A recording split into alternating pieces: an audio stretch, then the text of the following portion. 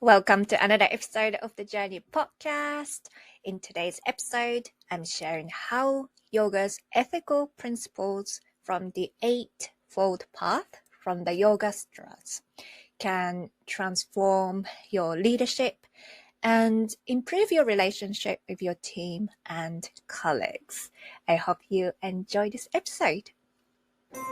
Welcome to the Journey podcast, hosted by me, Risa Kawamoto, a somatic coach and yoga teacher. If you are an introverted, passionate, aspiring leader who wants to make a positive impact and create change with your work, the Journey podcast is for you. In this podcast, you will hear my challenges and lessons learned from my own journey of discovering my authentic true self and becoming an embodied authentic leader, and how you can reconnect with your inner wisdom and lead authentically without changing who you are. You will also hear from purpose-driven leaders from all walks of life, and together we explore their personal journeys, passions, and challenges that got them to where they are today. I will be sharing somatic practices and tools combined with the principles of yogic philosophy that can help you befriend self-doubt and your inner critic and discover your authentic true self. My hope for the Journey podcast is to inspire and empower you to embody your authentic true self, follow your passion, and create a positive ripple effect in this world. If this resonates with you, I invite you to join me on this journey.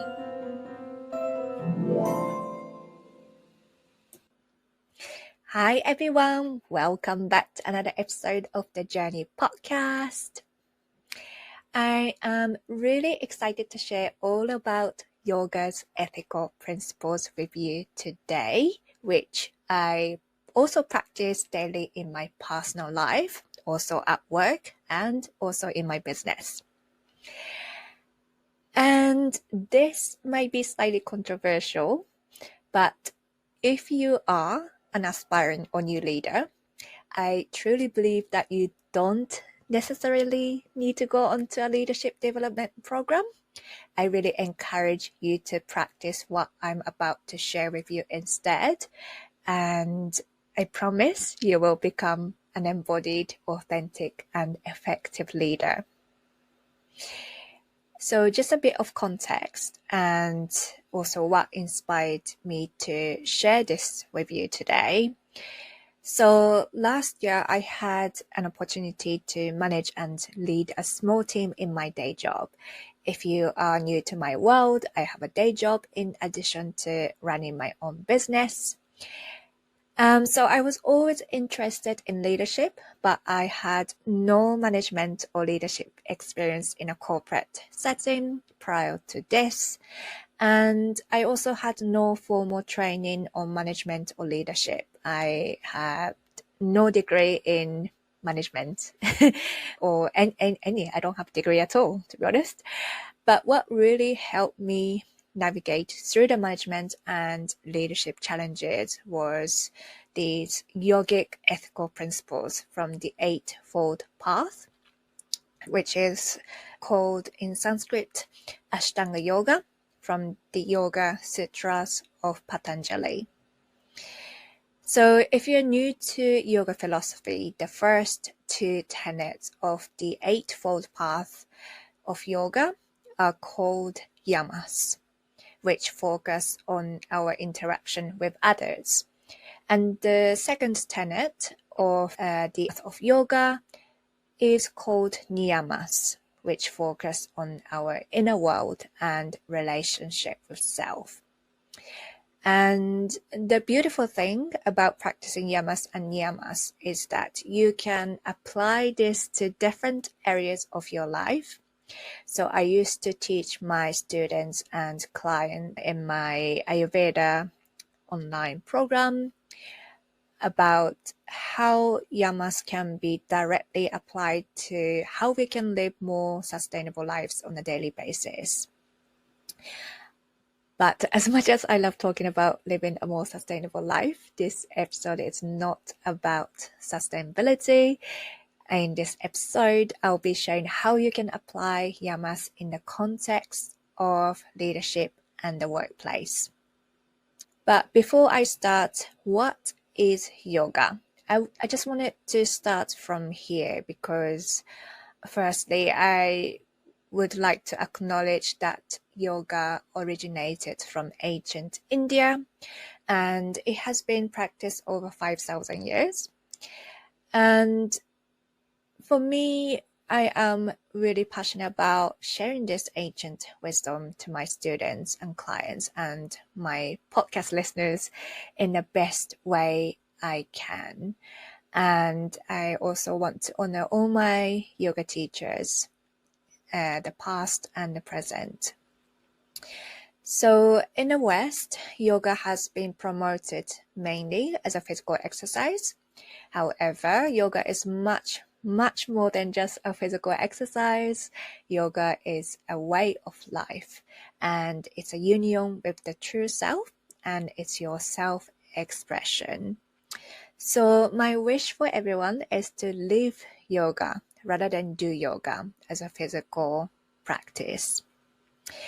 So this is going to be the perfect episode for you to start living yoga, regardless of whether you practice yoga as a physical practice already or if you are completely new to yoga. Everyone can start living yoga. Okay, so let's get to the content of this episode.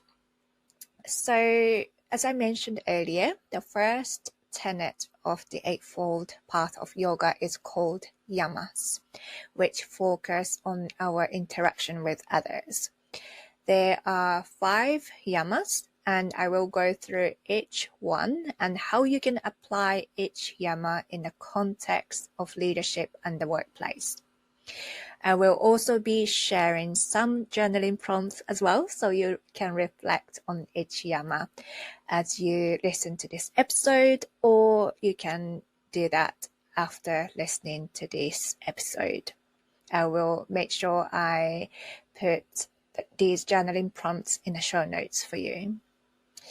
Okay, so the first Yama is Ahimsa, which is often translated as non-violence and non-harming through thoughts, words, and actions.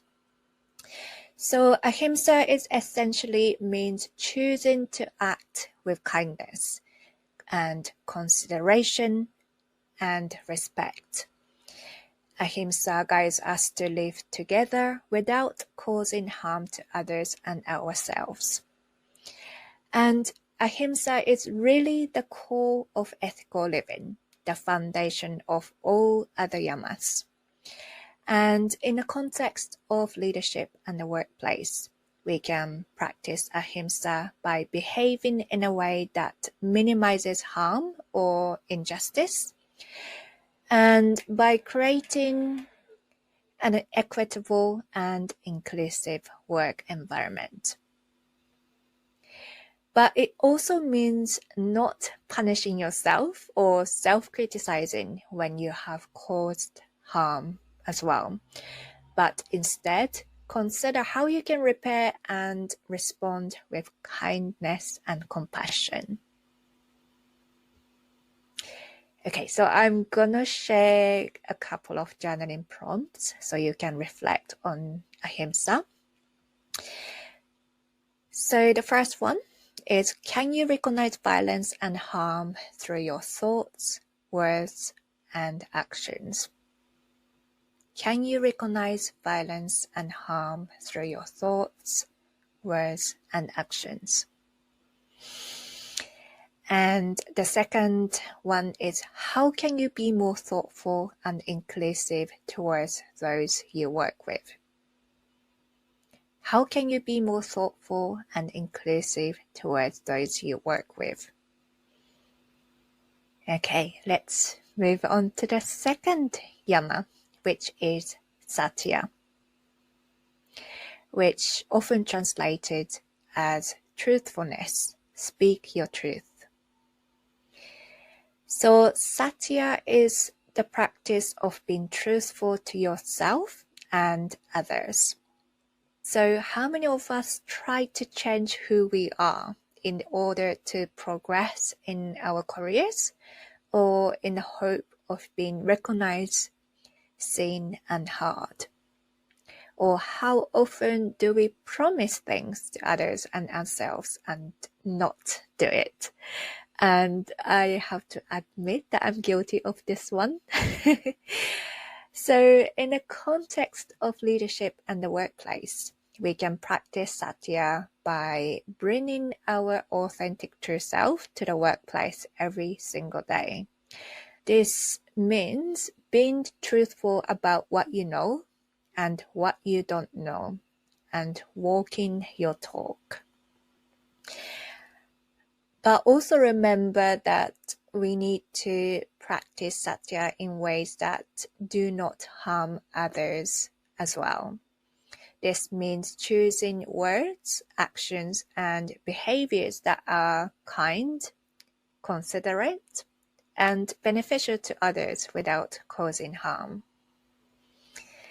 So a couple of journaling prompts to reflect this Yama, Satya. So the first one is, do your actions align with what you say and think? Do your actions align with what you say and think? And how can you lead authentically without changing who you are? How can you lead authentically without changing who you are? Okay, let's move us on to the third Yama, which is Asteya, which is often translated as non-stealing. So Asteya essentially means not taking what doesn't belong to us and also what we don't need. So this can be stealing other people's time by turning up to meetings late, or stealing other people's attention by speaking too much or taking up too much space in a meeting. Or it could be stealing their confidence by criticizing or micromanaging.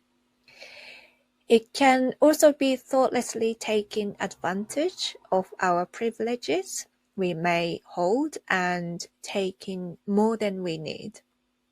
So in the context of leadership and the workplace, we can practice Asteya by not stealing from others through time, attention, power, also confidence, and also not taking credit for other people's work. And instead, I really encourage you to recognize, acknowledge, and celebrate your colleagues and your team's successes. So again, a couple of journaling prompts which you can reflect this Yama. So what might you be stealing from others through time, attention, power, and confidence? What might you be stealing from others through time, attention, power, and confidence? And what is the impact of you stealing from others and taking credit for other people's work? What is the impact of you stealing from other people and taking credit for other people's work? How can you turn this around and to give more than you take? How can you turn this around and to give more than you take? Okay, so the fourth Yama is called Brahmacharya, which is translated as non-excess or energy management. So Brahmacharya means living a moderate life and living within the limits of enough. So we live in a society where productivity, speed of delivery, and high performance is valued and praised. and also being loud, outgoing, and taking up space is the way to be recognized and valued. And so in a context of leadership and the workplace, we can practice brahmacharya by slowing down and valuing quality over quantity, and recognizing sometimes less is more. So I have a couple of journaling prompts for you for this yama. Can you think of time when you have pushed yourself or your team too hard and this has had a longer term impact? Can you think of a time when you have pushed yourself or your team too hard and this has had a longer term impact? Can you think of any tasks you have that take far too much time and energy without adding value that can be set aside, allowing you to focus on what is really important? Can you think of any tasks you have that take far too much time and energy without adding value that can be set aside, allowing you to focus on what is really important? Okay, so this is our fifth and final yama, aparigraha, which is often translated as non-greed and non-attachment. So aparigraha encourages us to assess unhealthy attachments, negative thoughts and patterns, and fears and desires. We live in a society where people still have a scarcity mindset, and people are often territorial towards their possessions, whether that's their projects or knowledge or skills. And although I do acknowledge that this is for a privileged perspective and more in a workplace setting, so in the context of leadership and the workplace, we can practice aparigraha by being generous about sharing knowledge, wisdom, and lived experiences, and also being generous with our time to listen, to teach and train and guide other people, other colleagues, without any expectation or attached to outcome, which I know it is very challenging to do. And I really like this quote: take only what we need, keep only what serves us in a moment, and to let go when the time is right. So I have a couple of journaling prompts for this final yama. Can you think of a time when you were too attached to the outcome and may have excluded people who could have benefited or added value for being involved? Can you think of a time when you were too attached to the outcome and may have excluded people who could have benefited or added value for being involved? And what can you let go of and allow other people to do? What can you let go of and allow other people to do? Okay, so that's the 5 yamas I wanted to share with you today. I would love for you to share which yama you feel you are already practicing and which yama you feel you need to integrate in your leadership and your work. You can either share your reflections via DM on Instagram, or you can also share on your Instagram story or LinkedIn and tag me there. If you enjoyed this episode, please rate and leave a review so we can reach as many people as possible. I hope you have a wonderful day, and I'll see you in the next episode.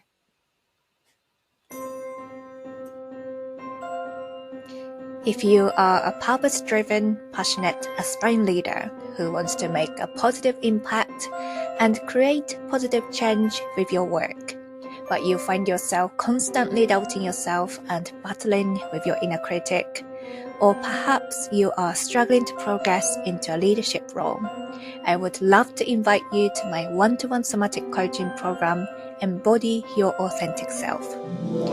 Embody Your Authentic Self somatic coaching program is a journey of self-discovery, allowing you to become the authentic leader you desire to be.